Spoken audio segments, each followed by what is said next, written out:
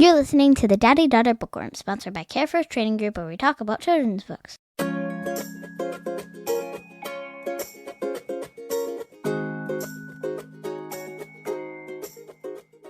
Hello, bookworms. My name is Lucy.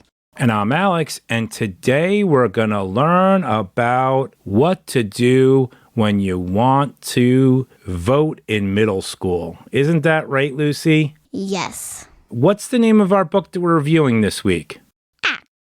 Act? And who wrote it? The author and illustrator is Kayla Miller. Why don't you tell us who the publisher is? It's published by Houston Mifflin Harcourt in New York, New York. And what kind of genre is it?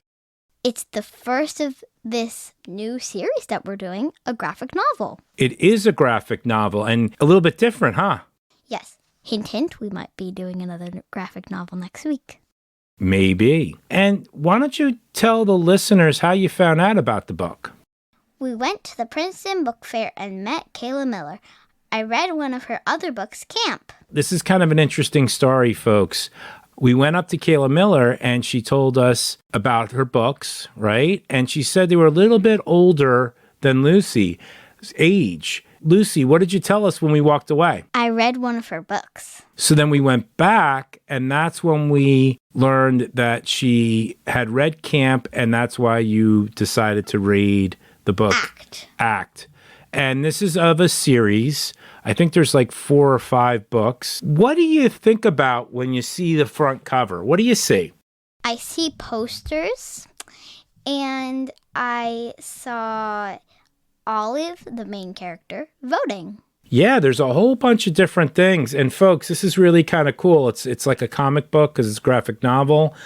We've got Olive, vote for Olive, and we've got Trent and Sawyer and Belinda Blair, and vote for Tyler or don't. I guess that's Olive who is voting. Is that right? Yes, and she's the main character. And she is the main character. Just tell us what you thought about the front cover. Did you think anything about it when you look at it? Well, at first, I thought it was just voting. Right. And they were just going to be doing a play for voting. I don't know. Okay. After you look at the front cover, if you open it up, the first thing that's in there, first page, it says, "For all troublemakers and problem solvers." And what do you think that tells you about the book? I don't think there were any troublemakers, but there were 2 silly characters named Trent and Sawyer who wanted to be elected for class representative, and their platform was better cafeteria snacks. All right. And why don't you tell us about the problem solvers in the book? Olive was a problem solver. She wanted to run for class representative because she felt strongly that families should not have to pay for class trips, and kids should definitely not have to stay back at school if they can't afford the trip. Really? This is a pretty heavy book in the sense of this is some serious stuff, right? Yes. Was that hard to read? Because this is the second kind of book that's kind of serious, right? Yes. How did it make you feel when you read about that kind of situation? I didn't know. Well, what did you think about when you read that some kids couldn't afford to go to class trips? How did that make you feel? I felt a little sad because the people that got left behind, they couldn't afford the trip because, well, they didn't have enough money to afford the trip. Okay. Now, when you were looking at the graphic novel, what was different about reading a graphic novel versus a regular book? I think it has more pictures on a page. Do the pictures tell a story without the words? Yes. Do you like that kind of format? Yes. Do you think you want to read more graphic novels? Yes, of that series. Of that series, or maybe some other series, if you find one? Okay, so let's talk about Olive, because Olive was a problem solver, right?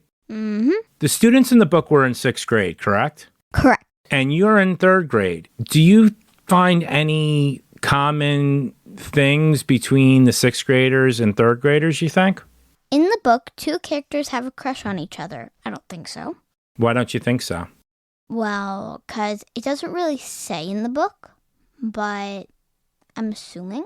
Okay. And why do you think you're assuming? Because it doesn't really say, but the boy is being nice to the girl. So I'm assuming that they have a crush on each other. What else happens? They have a crush on each other. I know this because the boy does nice things for the girl, and the girl has rosy cheeks when he's around. Most third graders I know don't have crushes or boyfriends, but I know at least one friend who does. What are some of the things that the sixth graders did or felt that were very different from third graders? Well, we don't get to vote, but we do get class reps, but we don't get to choose them. The teacher does. So if you do some really good things and you're a good student, you might be eligible to be a class representative. No. By the teachers. Might get picked by the teacher. In our class, so whoever wants to be class representative, they raise their hand, and then the teacher writes the name down, and then she puts it in a bag, and then she mixes the bag around, and then picks two names. Did you put your name in a hat? Yes, but I didn't get picked. That's okay. Maybe next year. Maybe. Or when one of the people are absent. Okay. There were some bigger conflicts that spanned through the whole book or parts of the book. There was also some smaller conflicts too. Can you tell me about any of the smaller conflicts that you read? First, I want to tell you more about the big conflict. Olive found a classmate crying. The classmate's family had a lot of expenses that month, and the girl offered to her parents to skip the field trip to save money. She didn't think it was a big deal, but then there was an essay based on the trip. Oh, so if they didn't go on the trip, they couldn't do the essay, so she couldn't get a good grade on that assignment. Well, she could because she just did something else instead. But we can't say because you have to read the book. Yes. Okay. So why don't you tell me about some of the smaller problems that happened? Another problem was Olive's teacher made the kids trade papers to grade each other's work. One of the kids didn't like that the other kids could see that he did so badly in math. He does really bad. He's not doing so well in math, is he? No. And he doesn't want other people to know. Yes. That's really hard, I bet, for him, and it's really embarrassing. Yes. But if you're not good at something, how do you get better at it? Practice. Exactly. And that's why we're practicing our math, and we're practicing our times tables and our pluses and minuses and all that good stuff. This book is illustrated and it's beautifully done. It has a really nice comic strip type of feel to it. Why don't you tell us about the story when there's no dialogue? Can you describe any parts of the book like that? There's a part where Olive imagines Hugh and Willow growing up and getting married, and she's always feeling left out. She sees them on an ice cream date, sharing a shake, and Olive is off to the side, eating her own. Then Olive is just drinking her Starbucks, and Hugh proposes. Then they are old, and Willow says, Olive, do you mind taking the bad beanbag chair? How do you think Olive felt in that scene? Well, Willow was always asking her to be there, so I think she felt a little bit left out. Kind of like the third wheel, huh? Yeah. Have you ever felt like that with your friends sometimes? Kind of, but, not really. It's hard when there's 3 friends, isn't it? Yeah. It's better when there's 2? Yes. Okay. On page 172, one of the candidates is wearing a shirt that says game over. What do you think that hints to the reader? I didn't notice it at the time, but yes, that must be a hint that the character's name is Tyler and he doesn't win the election and he didn't even want to run. His parents made him. Well, that's kind of sad, right? Yes. Do your parents ever make you do stuff that you don't want to do? Sometimes. Yeah, I know. You do. I sometimes do, but you got to take out the garbage. You got to do the silverware, right? Yes. I know it stinks, but it's part of life. Well, this book really shows us what it's like to be a sixth grader, but it also probably taught you some things about voting and government and peaceful protests. What are some of the examples that you learned? I learned that it is sometimes hard to earn people's votes. Sometimes you have to do hard things even if you don't want to. You've been learning about voting since you were a baby. Yes. Well, I do the polls, right? I don't know what that's called. I help run the polls for elections. So you've been voting since you were a baby, right? Well, Mommy has. But you know how to vote. Yes. It's kind of a neat process, right? Yes. So in the book, it talked about peaceful protests. What were some of the peaceful protests that they did in the book? Do you remember? Did they ever hold up signs or... Oh, yes. I forget what page it was, but, yeah, there was. Do you remember the story? So Olive was like sitting and then trying to get people to sit with her. Okay. For so that you don't have to pay for field trips anymore. So they had a sit-in. Yeah. I forget what page that was though. Okay. So she had a sit-in to protest that people had to pay for the class trips. Don't have to pay for the class trips. Right. Was there any other examples of that, or that was the only one that you remember? That was the only one that I can remember right now. Okay. Now, would you recommend this book? I would. I would recommend this book for fourth graders and older. I would also highly recommend this to anyone who likes graphic novels.